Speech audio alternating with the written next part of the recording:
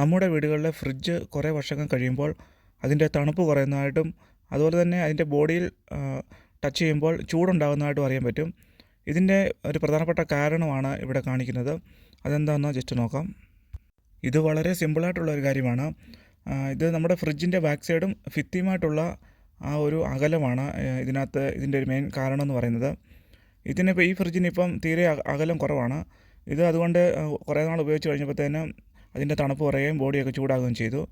ഈ ഫ്രിഡ്ജും ഭിത്തിയുമായിട്ട് നല്ല ആവശ്യത്തിന് അകലമുണ്ട്. അതുകൊണ്ട് ഒരു 10 സെൻറ്റിമീറ്ററെങ്കിലും ഇത് തമ്മിൽ, ഭിത്തിയും ഫ്രിഡ്ജും തമ്മിൽ അകലമുണ്ടെങ്കിൽ ഏറ്റവും ബെറ്ററാണ്. ഇതിൻ്റെ മെയിൻ കാരണം എന്ന് പറയുന്നത് എയർ സർക്കുലേഷനാണ്. അത് ചൂട് പുറത്ത് കളയാൻ വേണ്ടിയുള്ള അതിൻ്റെ സ്പേസ് കിട്ടാതെ വരുമ്പോഴാണ് അതിൻ്റെ പെർഫോമൻസ് കുറയുന്നത്.